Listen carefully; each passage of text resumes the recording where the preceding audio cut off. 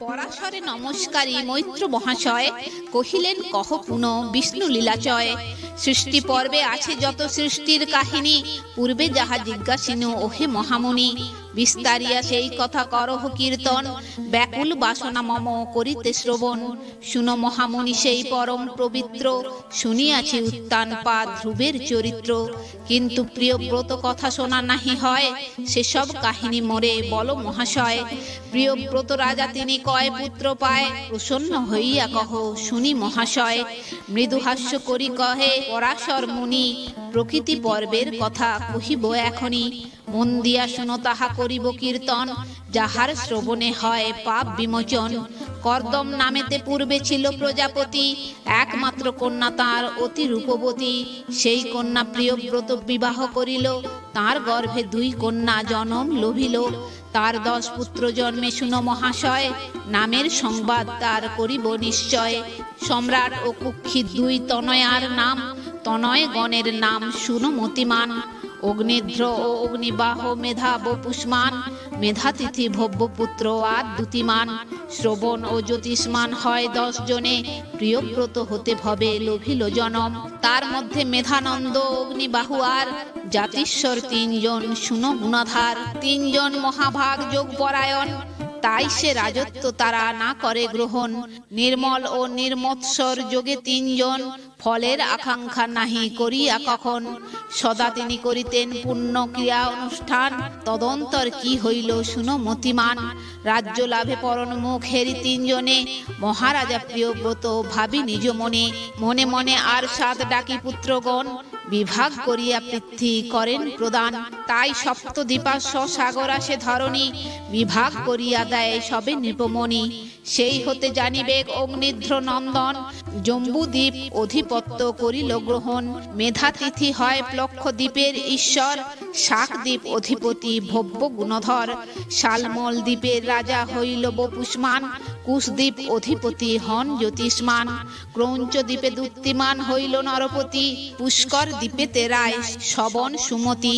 অগ্নিধ্রের হয় জানো 9টি নন্দন, নামের খবর বলি শুনো তপোধন। কিমপুরুষ হরিবর্ষ ভদ্রাশ্বরমক, ইলাবৃত কেতুমাল কুরু হিরণ্যক। নাভিসহ 9 পুত্র হয় প্রজাপতি, মহাবলবান সবে খ্যাত বসুমতী।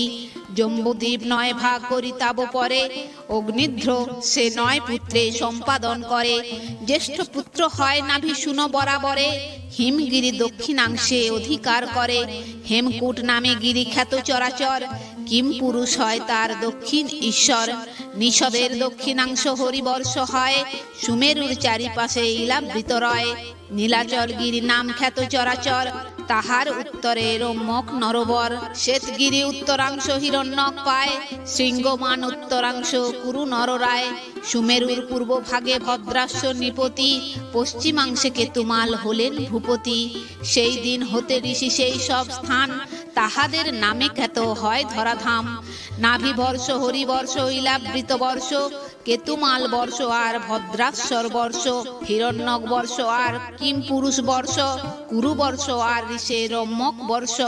হিমালয় দক্ষিণেতে নাভি অধীশ্বর, সেই হেতু নাভি বর্ষ কহে বটে নর। কিন্তু তার পৌত্র যিনি ভরত হয় নাম, তার অধিকার হতে ভারতবর্ষ নাম। ভারত বলিয়া আছে তদবধি খ্যাতি, প্রসিদ্ধ হয়েছে বিশ্বে শুনো মহামতি। তারপর কহিলেন পরাশর মুনি, শুনহ মৈত্রেয় সুধি শোনাব এখনি। হেনমতে মহারাজ অগ্নিধ্র সুমতি রাজ্য অংশ সমর্পিয়া পুত্র গণপতি তপস্যার হেতু যান গণ্ডকীর তীরে উপনীত হন আসি অতি ভক্তি ভরে কিম পুরুষ আদি করি অষ্টপুত্র আর যে অংশ পেয়েছিল সব গুণাধার সেই অংশে সবে সিদ্ধি লাভ করে নাহি জরা মৃত্যু ভয় সেই সব ভরে নাহি ধর্মাধর্ম কিংবা বুদ্ধি বিপর্যয় উত্তম মধ্যম ভেদ তথা নাহি রয় অধম বলিয়া কেহ নাহি সেই স্থলে সত্যাদি যুগের দশা নাহি কোনো কালে সেই হেতু তথা সেসব নন্দন পরম সুখেতে কাল করেন হরণ তাহাদের ভ্রাতা নাভি হয়ে রাজেশ্বর ঋষভ নামেতে পান তনয় প্রবর নাভি পত্নী হন মেরুদেবীর জঠরে ঋষভ নামেতে পুত্র নিজে জন্ম ধরে 100 পুত্র পায় ঋষভ সুজন ভরত সবার জ্যেষ্ঠ শুনো তপোধন ঋষভ রাজত্ব করি ধর্ম অনুসারে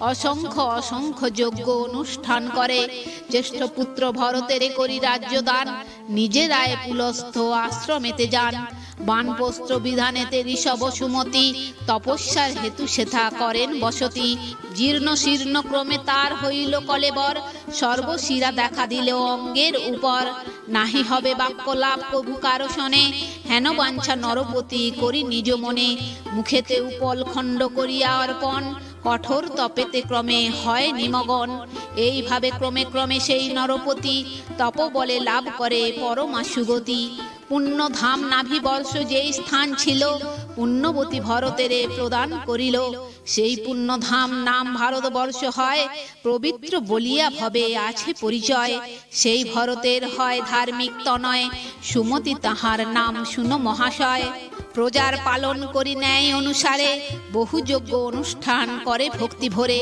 রাজ্যভার দিয়া সেই সুমতি পুত্রেরে ভরত রাজন যান গণ্ডকীর তীরে যোগ বলে সেই স্থানে ত্যাজিয়া পরাণ পবিত্র ব্রাহ্মণ কুলে জন্মে মতিমান যাহার পবিত্র কুলে লোভিল জনম সেই বিপ্র যোগশীল শুনো মহাত্তন যে কর্ম করিলেন ভরত রাজন বরাবর বিশেষিয়া করিব বর্ণন ভরত নন্দন সেই মহাত্মা সুমতি মহাতেজবান হন শুনো মহামতি সুমতির পুত্র হন তেজস নামেতে ততোধিক শক্তিমান খ্যাত পৃথিবীতে তেজস নন্দন পরে ইন্দ্রদ্যুম্ন হয় ইন্দ্রদ্যুম্ন সুত পরমেষ্ঠী মহাশয় পরমেষ্ঠী পুত্র নাম হয় প্রতিকার তার পুত্র প্রতিহর্তা অতি গুণাধার প্রতিহর্তা হতে ভুব লভেন জনম উদ্গীত লভেন পুত্র প্রস্তাব আখ্যান প্রস্তাবের বিভু পুত্র জ্ঞাত সর্বজন বিভু হতে জন্ম লভে পৃথু নরবর পৃথুর তনয় নক্ত খ্যাত চরাচর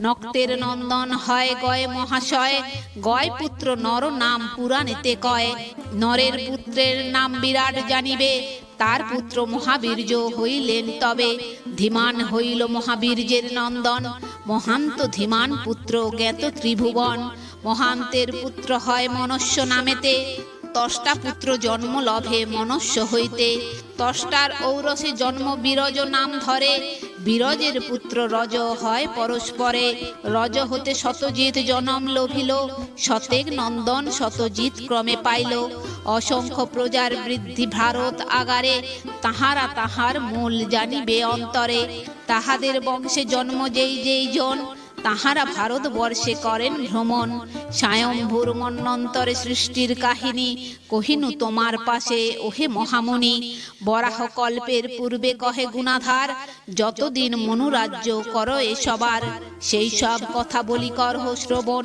দেবতার পরিমাণে করিয়া গণন ৭১ যুগ ধরি রাজত্ব করিল বিষ্ণু পুরাণ মতে শ্রীকবি রচিল। তো বন্ধুরা আজ এই পর্যন্তই। ভিডিওটি যদি ভালো লেগে থাকে তাহলে লাইক কমেন্ট শেয়ার করে আপনার প্রিয় মানুষদেরও দেখার সুযোগ করে দেবেন এবং এই ধরনের ভিডিও আরও দেখার জন্য চ্যানেলটি সাবস্ক্রাইব করে পাশে থাকা বেল আইকনটি প্রেস করে দেবেন পরবর্তী ভিডিও নোটিফিকেশন পাওয়ার জন্য। সবাই ভালো থাকবেন, সুস্থ থাকবেন, আনন্দে থাকবেন।